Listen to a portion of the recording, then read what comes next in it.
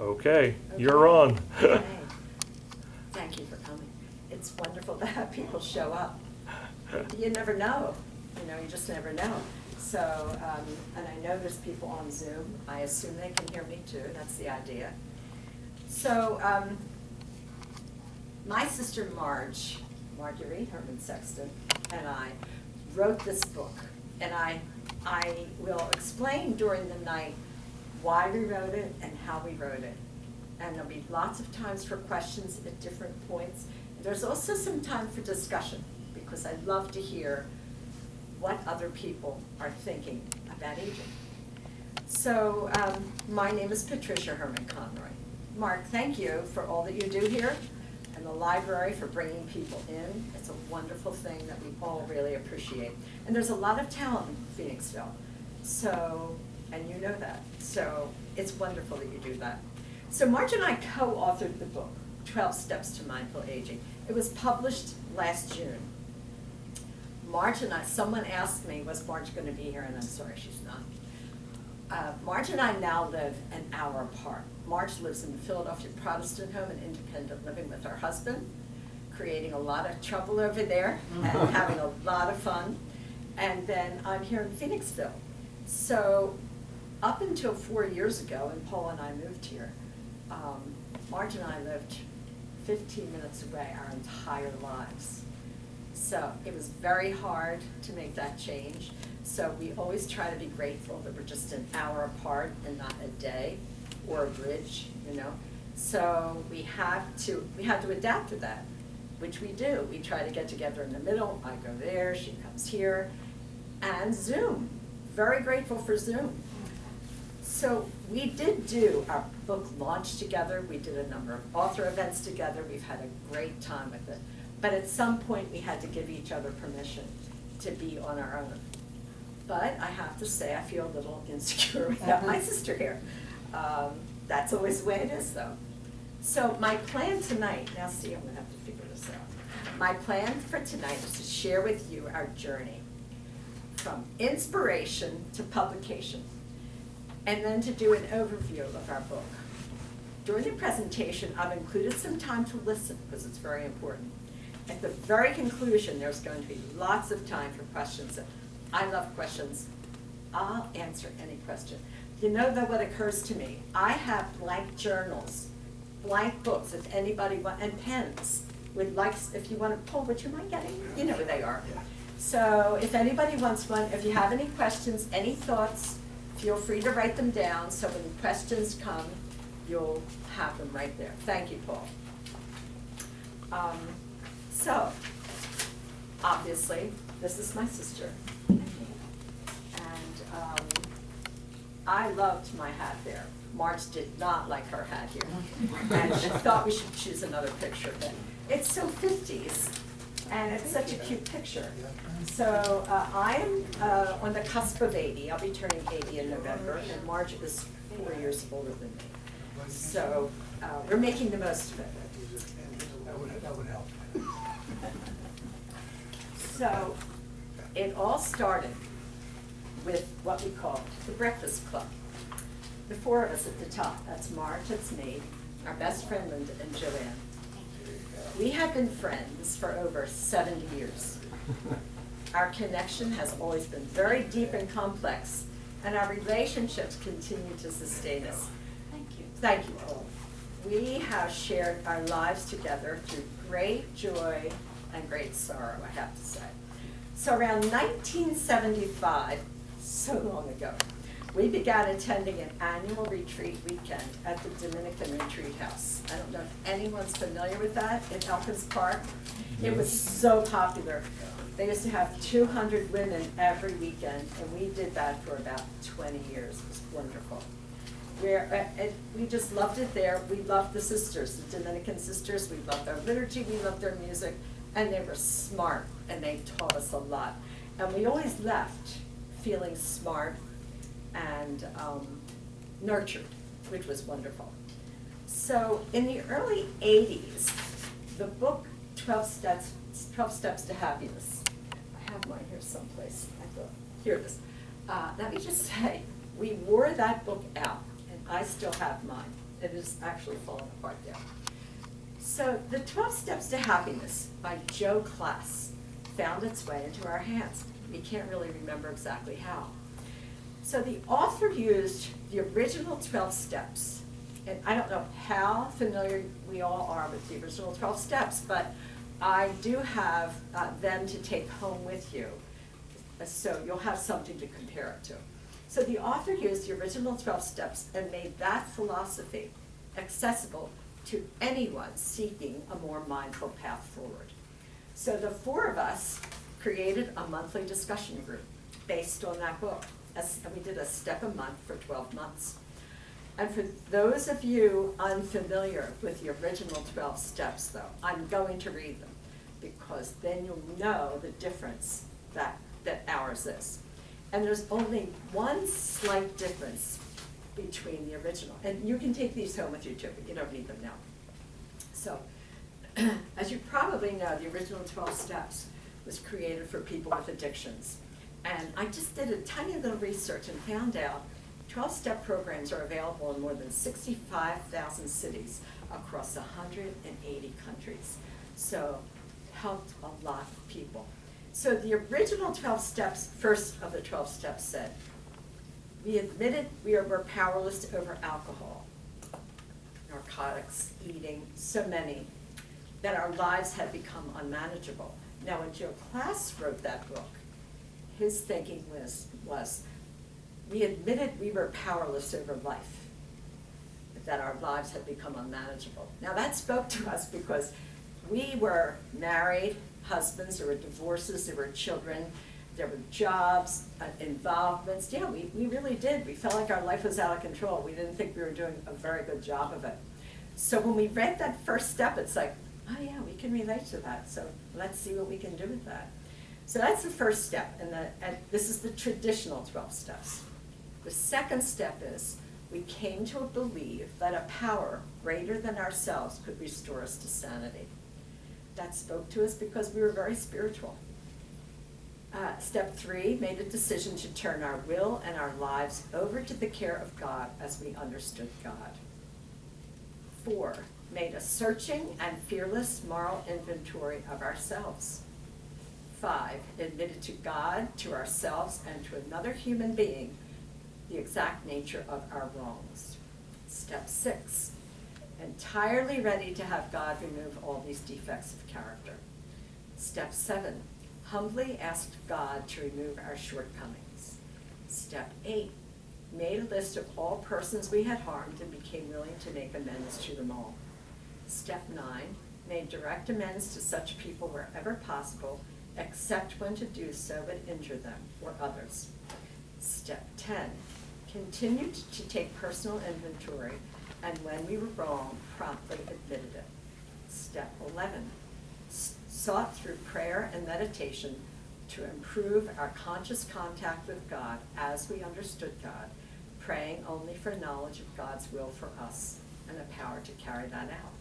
And then the 12th step was, having had a spiritual awakening as a result of these steps, we tried to carry this message to alcoholics or to anyone to practice these principles in all our affairs. So, as the years went by,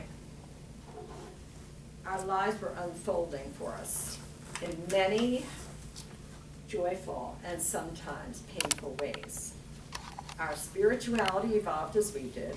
Marge became involved with the Medical Mission Sisters, and she still is. She's an associate member, and she's very active with the sisters. I became a Quaker and member of Abington Friends Meeting. Yet Marge and I continue to hold very similar, strong spiritual beliefs. We believe in the oneness of all and validate each person's spiritual path. Each one, we believe, has their own inner wisdom. So, we all remain centered in spirituality, and we were always open to anything that would keep us mentally, physically, and spiritually strong, especially as we started moving into this time of our lives. From time to time, we would revisit favorite writers and their wisdom. However, when we revisited the original 12 steps, It just wasn't working for us. My friend Linda called, one of my friends up there, she called me one day, and she said, have you read the 12 Steps lately? I said, honestly, I haven't. I know I still have the book. She said, you have to reread it. I don't think it's for us anymore. I said, okay, I'll do that. So I did. I read it, and I thought, she's right. She's right. We need something, and I love the whole 12-step philosophy, but not that. I think it's wonderful for the group of people, whoever thinks it's good, I think it's good for. But I knew it wasn't now for us. So we couldn't really find much out there for this time of our lives. There's a lot out there for younger people. And there's a lot out there for dementia, for old people. It wasn't anything that really spoke to us. Nothing that was really powerful. So Marge and I are writers. We didn't write these books, unfortunately, but Marge and I are writers. We've been published. We love to write. So we thought maybe we could do this. And we wanted it to be a more gentle, supportive guide for aging that we ourselves needed. So here is our book. So in June of 2025, no, it was published in June of 2025. It was probably 6 months or so before that. I called Marge and I said, listen, I have an idea, a little project. How would you feel about rewriting the 12 steps? She said, oh, well, that sounds a little daunting. I said, well, let's just try it for old people, for us, let's see what happens. We love to write. We have Zoom. We're together all the time in Zoom. And we don't have a project going at the moment, so let's just give it a try. She said, let me think about it for 24 hours. I said, it's just a writing project, that's all. So she said, okay. So the next day she called, she said, I am definitely in. I think we can do this. So not knowing where this was all going to end up, we started meeting by Zoom a few hours or more every week. First we had to figure out what we wanted to say, what we wanted to do. So we together, we took each original 12-step and we rewrote it for older people, for what we felt was needed. And then and that wasn't easy because we were not agreeing on a whole lot. And I have to say, in the rewriting of the steps, Marge was better than I was, so I really had to understand. She had a better handle on this. But we did fine. So we rewrote the steps, and that took a month or two, just the steps. And then I said, well, the only thing we can do now is make a chapter for each step. So you take 6, I'll take 6, we'll write, we'll come together, we'll read. So that's what we did. That took 4 months. The writing, the reading, the reflecting, the editing, the researching, the proofreading, sometimes deleting and starting all over again. We worked really hard, but we felt really inspired. We felt like we were on a mission, one that had no ending that we could figure out. But it was like speaking your truth and surrendering the outcome. We felt this was something we had to do. So when we finished, we read it through. It's like, this is good. This helps us. I mean, this helps us. So I said, let's put it in good shape and send it to a publisher. So we sent it. I was telling Mark, the first one we sent it to was Hazelden. I don't know if you know that. They're the ones that published all the 12-step things. They're the original publishers of all the 12-step books. And I thought they had a copyright on it. So I thought I had to send it to them. But they sent a very nice rejection letter. Gotten a few of them in my lifetime. And they said, this isn't the direction, how they would go. This isn't the direction we want to go in. So Marge somehow found Emergence Education. That's our publisher. In Philadelphia. She knew somebody who knew somebody, you know how that is. And so she's talking to me. So here's their website, and I really loved what their website said when I read it. Emergence Education is dedicated to a new understanding of ourselves and the world we live in. Our authors, teachers, artists, and healers are committed to establishing an enlightened future. I thought I really loved that. And when they said they were going to publish it, we were absolutely overjoyed, and still are. So before I begin a very brief, no, it's not that brief, before I begin a brief overview of our 12 steps to mindful aging, I want to stop here for some personal reflection. And I want to start it with these people. Kathy, you probably know these people. Kathy and I grew up together, sorry, right here. She's in the book. So these are my parents, and there's a reason that I have them here. So these are our parents, Molly Plunkett and Al Herrmann, married in 1935. They had every reason to feel hopeful about their future. Molly and Al became parents of 5 children. Marge and I were the youngest. 4 years after my birth, my mother died. And 10 years later, my father died. Neither made it to old age. Molly died at 42 and Al at 52.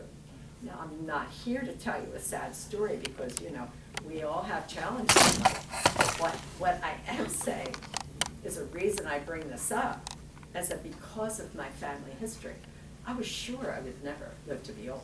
I mean, I was just sure of it. And we're all the doctors that I went to. Your parents, what? How old were they? Yeah.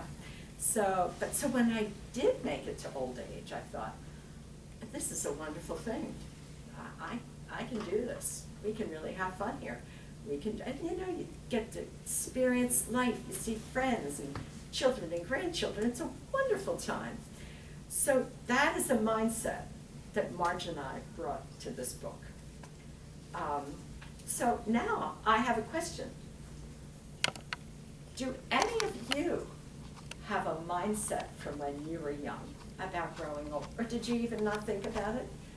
Did your people live to be old? Did you feel positive that you'd get there? Yes. So the first one, well, not childhood experiences really. That's okay. But my parents died. My father was 64, my mother was 66. That's young. And I was 35. And I'm the youngest of 4. And we, after a little bit of time, we realized we had no idea how to get old. You know, I mean, we only saw them, and they were relatively healthy into their 60s. You know, and you don't. For instance, your own personal experience. This hurts all the time. Do you think it hurt that? You know, is that normal? Right. You know, and luckily, Yes. Matt and I have a swimming class that we go to where we all whine about Yes, we how do. we feel. But, you know, without that, it's tough. You don't have a role model, I guess. That's a very good point. You know. Yeah, that's a very good point. And I didn't quite get there because I just didn't think I'd get old. Yeah. But that is a valid point, though. Anyone else? Yes. So I had the other experience where my mother's mother lived to be 96, and up until very close to the end, she was always the sweet, gentle self. My mother also lived to be 96, and was full of life, engaged with other people, so I feel like I've got a positive It sounds like it. approach. That's as far wonderful. as, you know, my father was 87. He was a curmudgeon, but It's okay. But so I do have a. Yeah, you had kind of the opposite experience of mine, which is Yeah. wonderful. That certainly is what you want. We have someone on Zoom said, I remember being young and being afraid of what would happen if my parents died, how I could survive. Okay. In our case, there were 5 of us, and Marge and I were the youngest. So fortunately, we had some older siblings, which was a good thing. But yeah, that's certainly was a concern. Kathy? Yeah, my great aunt and my grandmother eventually, they lost the ability to move. you know, like my great aunt couldn't walk and she was, you know, in a chair Yeah. for many years. That's how I knew her. Yeah. I wish now I could find out more about, like, did she have arthritis? What was wrong with her? Right. You know, and then my godmother, who was my mother's best friend, took care of herself, but she died early 70s from cancer, which was strange because she went to the doctors and everything, so we didn't know why she died. I mean, we knew she died of cancer, but it Right. was just like, so I got this impression that, you know, taking care of yourself isn't gonna happen. Yeah. And if it does happen, you might die anyway. Yeah. You know, so it's just like, yeah. You don't really realize what's inside you until I you know. get here. It's Yeah. like, oh, that happened to them, but that doesn't have to happen to me. Right. Yeah. Seeing life as tenuous/unstable is another comment from Well, Zoom. there is that. There's no question. There's definitely that. I want to echo what you said. My father's mother was the only grandparent that we ever knew. She was the only one that lived long enough for us to get to know.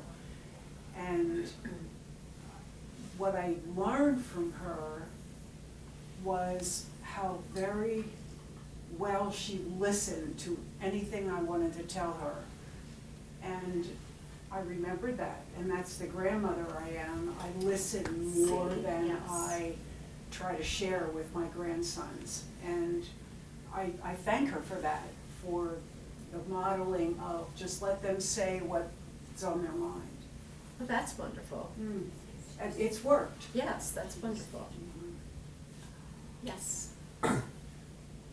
Thinking back, I think I loved all of the old people in my life, all of them. I had a twin great aunt, same birthday as me, who lived to 93. And I didn't like seeing what happened, you know, they ended up in homes and stuff. Right.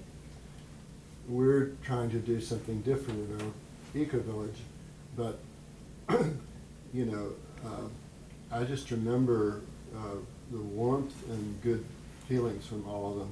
Grouchy grandpa taking me to the Franklin Institute, you know, that kind of thing. It was really wonderful.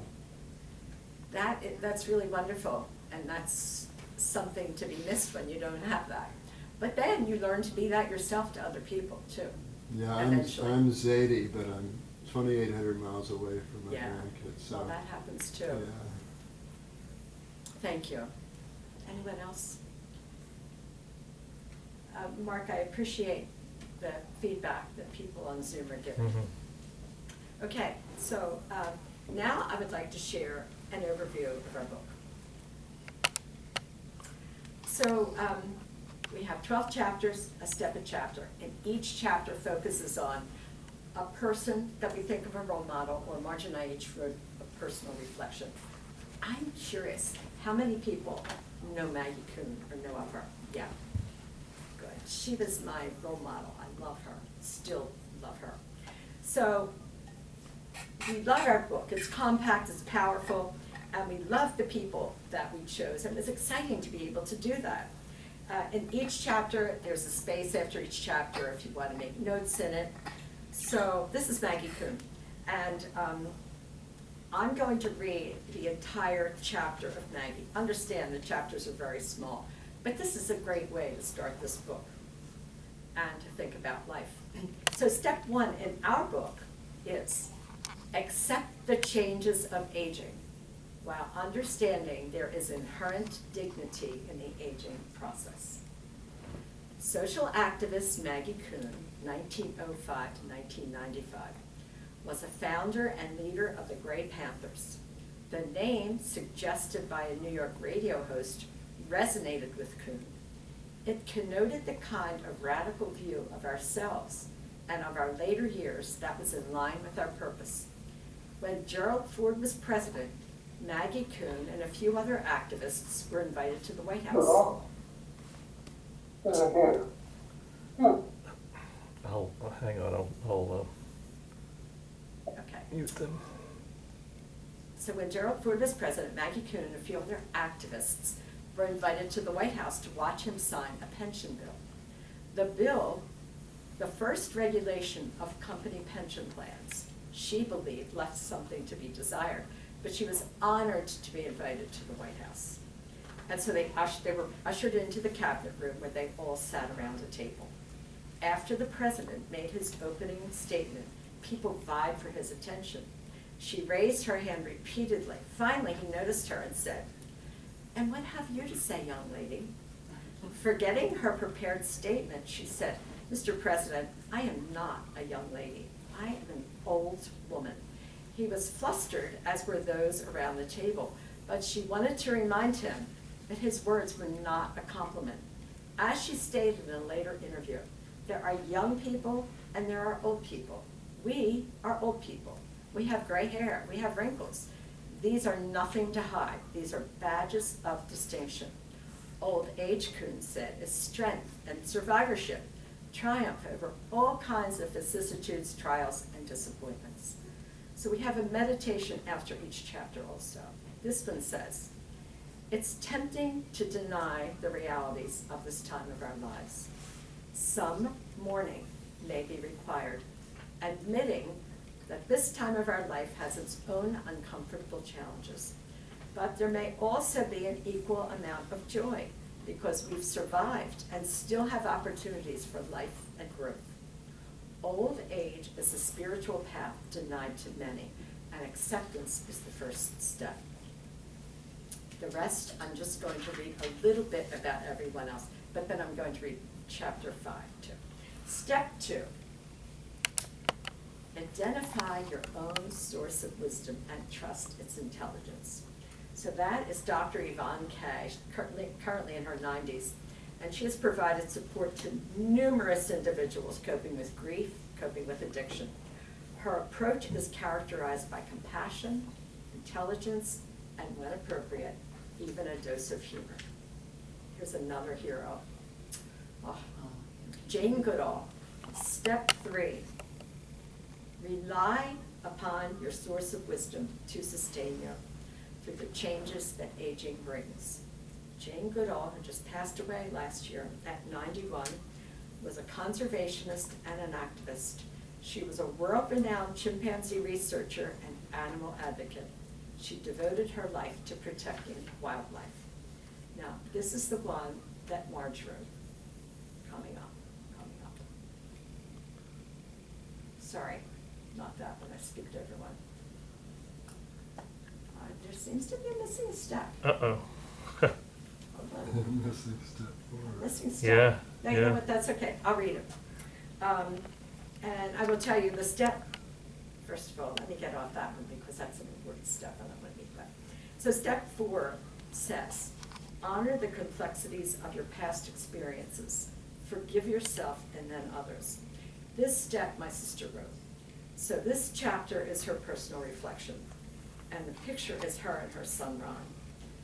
Facing the profound and complex loss of her beloved son, Ron, led to 10 years of searching her life and her soul to discover that grief and joy can coexist. Now, the next step I'm going to read. It's there, I just saw it. So this person is here. Just raise your hand, Kathy. And I'm going to read this whole chapter. First I got Kathy's permission to put her in the book, and then I got her permission to read the chapter. But I think she would just like to say hello, and that's it, right? Right. Step 5. Share the complexities of your past experience with a trusted companion. After Paul and I moved to Phoenixville, where I knew few people, I reconnected with a childhood friend. Kathy and I quickly became each other's trusted companion. And here's the chapter I wrote on this. So my husband, right there, Paul and I made a difficult decision to move an hour away from our beloved home and community, where we had spent our entire married lives to move closer to our son's family. We both felt confident but somewhat unnerved when the time came. I knew I was going to be challenged by moving away, especially because my lifelong best friends, who had been my trusted guides, were no longer going to be around the corner. I knew the relationship would never end, but it would necessarily have to change because of distance. don't we all need someone to sit and have tea with?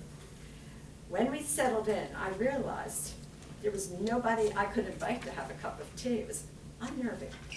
I knew I would find my way, but it would involve the sometimes uncomfortable need to reach out. I decided to contact a childhood friend who I knew was in my new neighborhood, a woman whose family lived just 2 doors from my family home while growing up. We had exchanged Christmas cards over the years occasionally, but had never actually been together as children or adults. But I took a risk. I located her address from my Christmas card list, and I sent her my information saying, we're going to be moving nearby, just in case, you think you'd want to get together. That would really be nice. Much to my delight, I quickly received an email response. And Kathy came for wine one summer afternoon, and we talked for 3 hours, which we still do. We have nonstop conversations. But here's the thing. Well, first of all, there was no discomfort whatsoever. We felt like we were family and neighbors all over again. So now both in our 70s, it was just so interesting to do this. So now when we come together, we can talk about our families because we may not have known each other as children, maybe or adults, but we knew each other's families. And you know how that goes when you live right down the street. And so it was wonderful to be able to talk to Kathy and talk about the complexities of our childhood. There were so many. And telling, I'm going to say secrets, but that sounds not right. But we did. We shared things that we probably would not have with other people. There was a lot of shame and confusion in our families, but in this space that we had, we allowed ourselves to shed light on the many circumstances that were totally out of our control. And we realized we're completely out of our family's control. That's really what I think we learned in so many of our conversations. We have a good time too. We do. So thank you, Kathy, for letting me put that in. I appreciate it. Step 6. So, Charna, the step is accept your experiences without judgment and expect to be safely led by your source of wisdom. Charna, a vibrant leader of her over 65 community, shows self-awareness and composure and familiar moments of forgetfulness. We talked about that, she and I. Signaling for patience, smiling, and moving on without apology. And then who doesn't love this man? Step 7, be confident that your source of wisdom will empower you with the strength and courage to fully embrace your present reality. Fred Rogers, known to the world as Mr. Rogers, created and hosted children's educational television. He was an ordained Methodist minister who used television to provide and teach unconditional love to his young viewers. And understand that every one of these steps has a chapter with it. I just read 2 today. So there's a lot more about each of these people. It was so wonderful researching these people. I learned so much. It was wonderful. Step 8, reflect upon the goodness of people in your life, those from the past and those around you now. A child of the civil rights movement of the 60s, Joanne Bland never forgot the elders who led the way so that she, in turn, could lead and educate others. Step 9. Many people know the story of Jesse Owens. He's popular, and people have talked about it. But this is a story I really knew nothing about, and I think it's wonderful. Nor did my grandson, because I was talking to him, at the time he was 13, and I was saying something about Jesse Owens. He said, "Oh, I know his whole story." I said, "You don't." So he said, "No, I did not know that." Step 9, after reflecting upon the goodness of people in your life, express gratitude to those people whenever possible. And that is pictures from the 1936 Olympics in Germany. On the left is German athlete Lutz Long, on the right is Jesse Owens. Hitler was planning to show the world the superiority of his white athletes. Due to the advice and encouragement given to Owens by Lutz Long, Owens ended up winning 4 gold medals, including one where he outperformed Long. Their friendship lasted long after they both died because their granddaughters were present at the 2024 Summer Olympics, where they accepted and award Olympians for Life on behalf of their grandfathers. Did you know that story? Wonderful story. Maybe some people did. You knew that story. Wonderful story. Step 10. Step 10, be mindful to care for your physical and mental well-being and seek support when you need it. Felix Rosado, sentenced to prison at age 18, remained incarcerated for a period longer than he had lived outside. After receiving physical, emotional, and spiritual support, he was released after 26 years. He is currently a speaker and teacher focusing on restorative justice. I know Felix. Do you know him? Because I spent a time in Phoenix prison before he was released, and then after. Is that right? Well, that's nice. He's a wonderful Yeah, person. He's a delight. He just lights up a room. So isn't that wonderful Yeah. that could happen? Yeah. Thank you for that. Step 11. So, step 11 says, cultivate an ongoing relationship with your source of wisdom, seeking awareness, honesty, and guidance to navigate the sacred time of your life. That is Bo Nakaka Kinal Harris, daughter of an Indian boarding school survivor. She honors the wisdom of her ancestors by connecting cultures through music, storytelling, and dance. Step 12. Having experienced the process of attaining deeper peace, seek to model that peace for others. Rita Moreno has influenced the entertainment industry for over 70 years and shattered race and gender barriers in Hollywood and beyond. She acknowledges that having a good attitude and spreading joy contribute to her longevity.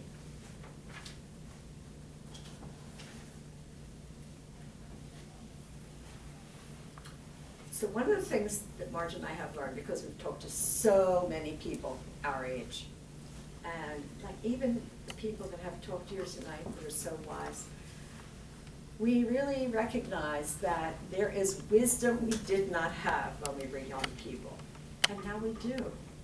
And so I really would like to hear from you a few things, if you wouldn't mind. First of all, did anything resonate with you, or anything sound different from what you're used to? And it doesn't have to be exactly on that topic. So yes, I'd love to hear what you have to say. Those on Zoom, feel free to unmute. You don't have to type in the chat. Thank you, Mark.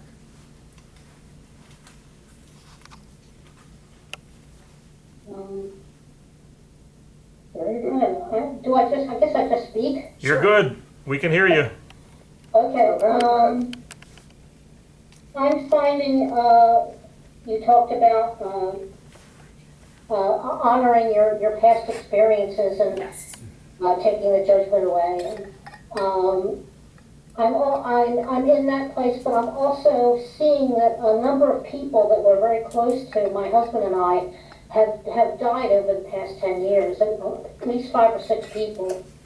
And I going through my own journey of recovery from being a child of an alcoholic and an incest survivor, I find that watching them as they went through their lives and made their decisions about eventually leaving this world, that I can see, I can almost kind of like see their path and what they were thinking and what they decided was real in their lives. Yes. And I don't want to follow that pattern anymore. I want to create a new life for myself, even though I'm 73, and I wanted to have a new path for myself. So I'm learning, watching some videos on and following videos on Tai Chi. Which is a very spiritual, very powerful, and very harmonious exercising and movements and forms. And I'm in a process where I don't know where I'm going with this, but I want to create a new life for myself. I want to create something that's not ending in them just dying because they can't figure out what to do. And that's kind of where I am. Well, I admire that because you're already on that path, because you know you want to do that. You may not know the way forward. I absolutely believe you'll find it, and you're already starting that. Congratulations on that. That's a lot. Thank you. Thank you.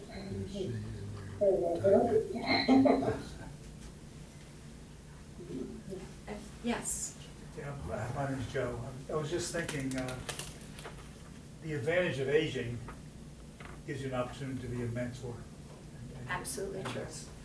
Now, barring circumstances, like antibiotics didn't come out till 1940, so people died younger. Yes, that's true. There's a lot in my family. People Yes. just died of stuff that wouldn't have happened today. So that's not a good predictor, really, of future longevity. It's just, Right. it's a gift. Longevity is a gift that you get that. And the idea is you can mentor somebody is important, I believe. So in my case, all wisdom is plagiarism. Only stupidity is original. And I can share my stupidity. It's not just the things I know well, but the mistakes I made. And I can listen. That's really important, okay, as I see it. You know, it's not all, rainbows and unicorns. It's like, Absolutely. I did this and this turned out bad for me. And I'm going to tell you that and be as honest with you as I possibly can. Right. And tomorrow I'll be going to a service for a buddy. 30 years he went to the same retreat. 30 years. Well, he was just a happy, joyous, free guy, and then last week it was for somebody else, Yes, It's yes. not a dirge here, it's just the reality of these Yes. relationships with people Yes. for whom I had a grateful relationship for a long time, okay? And so so they're not here, but dying doesn't mean they're not forgotten. Right. The relationship lasts beyond, Yes. as long as I'm here, they live. Yes. So. I feel that way especially of family members that die, even my mother, who I hardly knew. I do think our family members are with us, and if they can't be with us physically, I think they can be with us spiritually. Let me give you good news. My mother went into Philadelphia Protestant home, okay, at age 89. Great place to be. She was It is. well cared for, and the staff is wonderful, so Yes. I would highly recommend it. Yes, I I'm don't- there I don't quite plan on often. going there, but Yes, I know. Yes, it's not, how can I say this? Everybody has to find their path. Like this lady was saying, in her life, she's trying to find her path. But that also applies to where we're going to be physically. There's that too, because we really did not think that much about leaving Abington that we loved, our big house, all that, until Michael moved here. And it's like, we have to downsize someday. So we have a townhouse, but everybody, usually, staying at home. People, I have friends that stay home and have a lot of help doing it. There's a lot of options, but eventually we have to figure out what it is we want to do and be happy with it. Thank you for that. Yes, Kathy?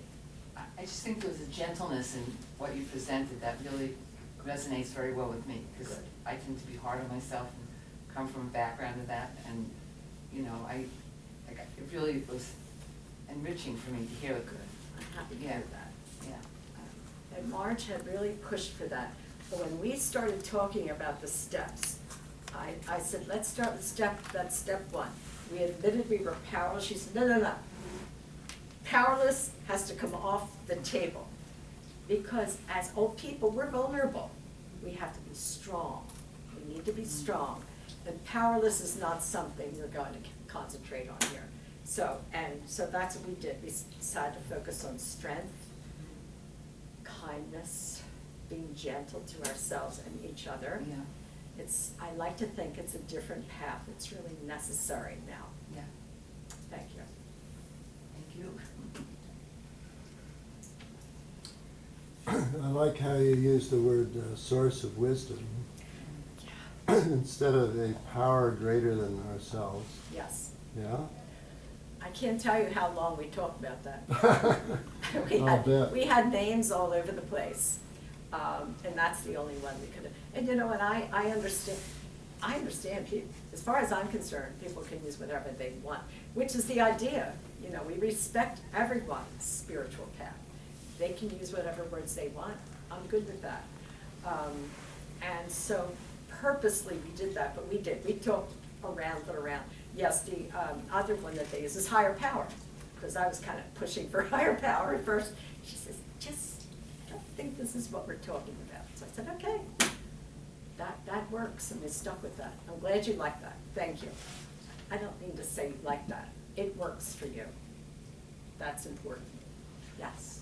So, yeah, I like Source of Wisdom too, but for me, it's my guardian angel. I love that too. The only reason I can think of this is because when I was in 3rd grade, we had to save space on our desk seat for our guardian angel. It was really crowded. And she apparently made an impression on me, but it's, that wisdom is in there with you, and I call her my guardian angel. I'm giving her more credit perhaps should be coming to me. And it's everything from, if you don't move that, you're gonna trip and break your neck. That Yeah, I very absolutely practical, believe that. You know, to, what is it that you wanna do for the next 10 years of your life, you know, but. That's wonderful. She has been helpful, and I've almost stepped in it, well, I have stepped in it in times, but. Of course. She's very forgiving, so. That's wonderful. Yeah. Is there anybody else care to share what they would, so your guardian angel, source of wisdom, would you call your source of wisdom anything else that you can think of?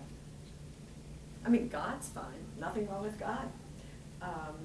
But, you know, this then also speaks to people that feel that they have no spirituality, no religion. That's fine too. You know, I have friends who are atheists, but there's always a source of wisdom, and it helps to be able to go there.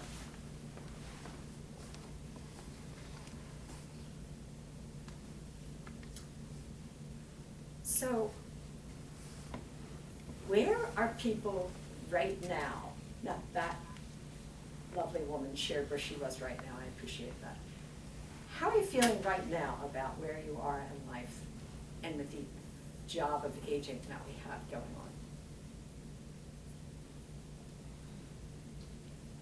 on? I think it's important to stay connected with other people So and nice. stay as active as we can and be just pursuing ways of really sort of reaching out beyond ourselves or our known Right. families, because our circumstances will be changing, and Exactly. if we're not in denial about getting older and having to make changes, Right. then we have to, you know, be planning ahead.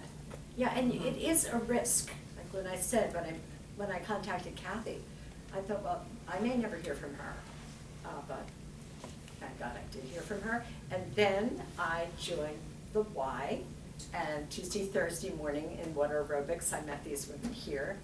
Wonderful women. Monday, Wednesday, Friday, Paul and I are at the gym at the Y.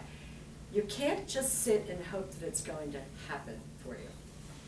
That's really the bottom line. Because it's easy to do that, but it doesn't help.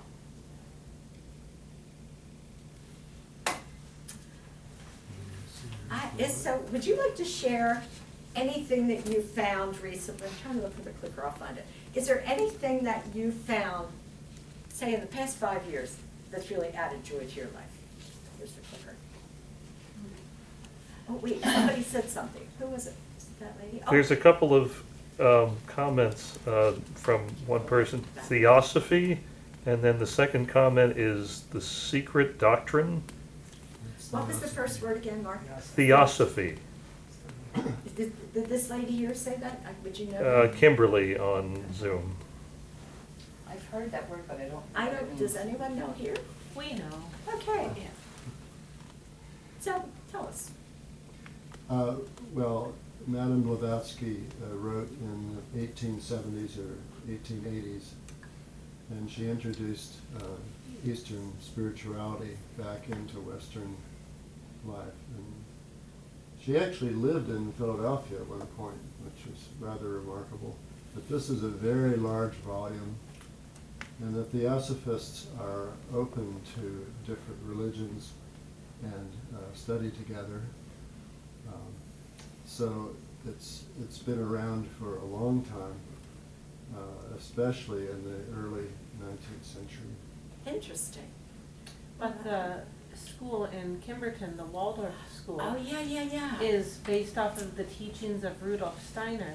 Exactly. And Rudolf Steiner joined the Theosophical Society and left it. However, he has a book called Theosophy. Okay, thank you. That's very interesting. Mark, was there something else? My great grand est the Philly Lodge. I'm not understanding that comment. Oh, my great grandmother established the Philly Lodge? Is that the comment? Established, thank you. Kimberly says my great grandmother established the Philly Lodge. Okay, do we know what the Philly Lodge is? That's the Okay. Theosophist. Oh, it's, okay. Yes. I really appreciate this. I have never heard of that. Okay, thank you for that. And thank you for sharing that, whoever that was. It's very interesting. So, does anybody have anything they've taken up in the past 5 years that were really fun? Or done something really fun in the past 5 years?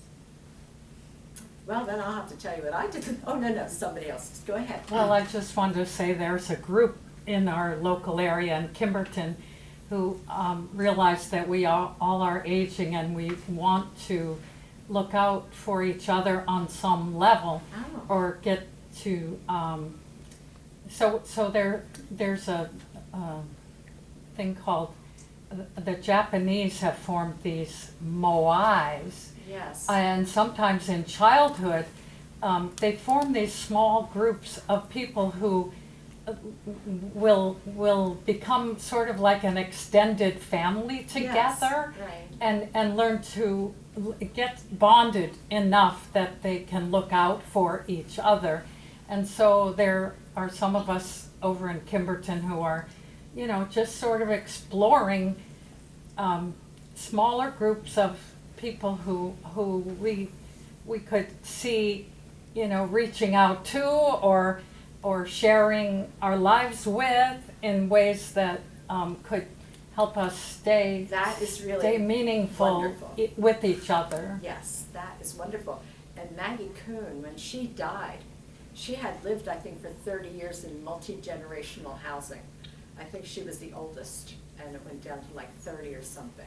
And they had arrangements to help take care of her, but she contributed money. So, you can find a way if there's something out there that you see. That's very interesting. Yes. Just to expound on that,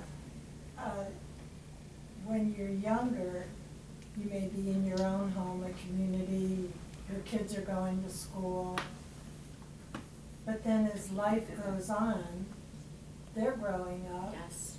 And you're still out in the world there by yourself in a certain way. Yes. And we had moved into a 55-plus community. And it was, I think, really a nice way to have a community where you get to know people. Right. Whereas when you're out there in your single home, Yes. you know other people by their children and the Right. dogs That's and true. whatever. But you know everybody in the community. And you're in a you 55 plus acquire- now? Yeah. Good for you, and that really works for you. Oh, it does. Yeah, for that's sure. my sister too. She's very happy about that. There's one thing I wanted to bring up, maybe somebody can help me. Growing up, my father was very stern. I mean, we had 5 girls in the family. And I guess he had to feel he had to rein us in because the oldest was a little bit of a, she belonged to the chain gang in her group. And he gave me the feeling that I wasn't valued. Yes. And I really, he's no longer here, but I can't get over that bump of excusing the way he brought us up, which is the way he brought us up was through his mother, Of his course. grandmother, who came Yes. from Lithuania. So, yeah, I feel as if I can't die and not somehow accept him for the way he was. Accept and understand, but see, you already said something where you do somewhat already understand him, because you said he was raised like, he was raising you like his father was raising. So you already have compassion for him. I can't tell you how many times Kathy and I have talked about these issues, our parents and our neighbors and things. It's a very hard thing, and I admire you for wanting to go in that direction, and you'll be able to. You'll be able to, either with your friends or with therapy. A lot of great therapists out there. I should know, I've gone to therapy almost my whole life. And, you know, really, so I admire you for wanting to look into that. I do. And you're not alone, right, Kathy? You're not alone. We all have had issues to deal with. So I think I have one more slide, and it's my favorite. I hope it works. So I always think of this as like a gift. It better work. Oh, is there sound? Jane Goodall. Is there sound? Because Yes. it's not gonna come out. Oh, is it even there? Hang on, I have to do something. You don't mind doing something? This is my favorite. Did you ever see this on, oh. Yeah. This is one of my favorite slides ever on the internet. It's got millions and millions of hits. And I had a problem with it at home the other day. Okay, give it a try. Mark will work his magic, I hope. Give it a try. I don't know, Mark. I don't know. The only thing I can do, Is there something to click on the slide? oh, she's there too. Well, there should be, see, it should be a video, so it's not gonna show. I don't Okay. think. I mean, I have my own thumb drive. Can you push play on your laptop? Well, on. Yeah, is this there laptop. anything on No, I the- don't think so. If I don't see the, you know what I mean? The Yeah, I know, arrow I thing, don't, right. I don't think it's gonna be there. I don't know how long it would take for me to do my own thumb drive and put it in there, and after I guess no. See what I Yeah, it's- did? I told you about this great slide. So you're gonna have to go into the internet, seriously. You have to go in, find this slide, because it's when a chimp was released. It's the most beautiful thing you'll ever see. Just saying. So you have to look, and I don't really think it would be worth my time trying to get my thumb drive in here to make it work. Right? Okay, so I think that's going to happen. Yeah. That was my gift to you. Sorry. Things happen. Yeah, things do. And I guess that's not the worst thing. Mark, do you think I should try and do it, my thumb drive or not? Probably not, since we're getting Okay, on this is time. 7:30, so. Okay. I want to thank you. And now, are there any questions at all? We only have a few minutes. I mean, anything at all. You gotta ask me. Say anything at all. Anything at all. Can I say something? Yes. Yes. Now, I just wanted to say it was a wonderful presentation, and I'm trying to, I just turned 70, so it's difficult to kind of grasp that number.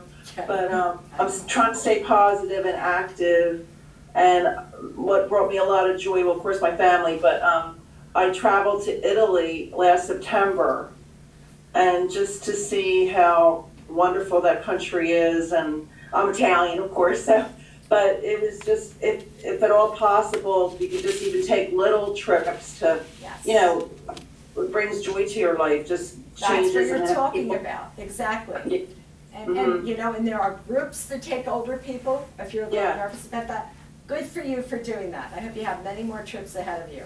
Hope so, thank you. Thank you. So if anybody wants me to email them that YouTube, I have my cards here. Yeah, I just wanted to mention something. You mentioned before something that you did that brought you joy. You know, it takes me That's 10 okay. minutes to get to it, you know. I turned 70 last July, as God knows. But my son challenged me to do, Best. yeah, to do 70 new things in my 70th year. my gosh. Oh, isn't that wonderful? And it was a lot of fun. And I got to 68 before the actual year. Now, I still have two more, but I have until July 13th, so we'll do it. Okay. But what it did was it opened up some things that I had forgotten. I had forgotten how much doing creative artwork made me feel, you know, because I was working and I was retired and I was doing this and I was doing that, but and so I tried a couple of new different things and I was like, Using damn, I like chopsticks. these people, I like being around here, so I'm not recommending it. It was hard, and it was everything from trying sushi, Yes. that was something new, and it was tough to get up to 70, and but it was very eye-opening too. Yeah, we all enjoyed that too. Yeah. We did. Thank you so much. Thank you, Mark. Thanks everyone that was here. Patricia, it looks like there is interest in that video, so if you can email it to me, I I'll do can that. send it out to Yes, I will do everybody. that. It's really And worth a it. comment from Kimberly, thank you, this presentation was beyond expectations. Oh, well, that's a lovely Wow. thing. Thank you so much. Thank you those on Zoom Yeah. and everyone Thank in the you very room for much. coming tonight. And thank you, Patricia, for I just want to say sharing. what brought me Yep. joy in these Okay. last couple Sure. of years was getting into more relationships with my sisters. I have 4 sisters, and Yeah, I'm the oldest. yeah. So I'm 5, there's 5 of us, but I talk to most of them every week now, and I wasn't Oh, doing that's that, wonderful. That's wonderful. When we Yeah. get the time. Thank you. So I'm Okay. selling my book. You don't have to Oh. buy it. Many of you have it. That's another question actually for those on Zoom and those watching the video. Where can they get the book? It is on Amazon. Okay. But I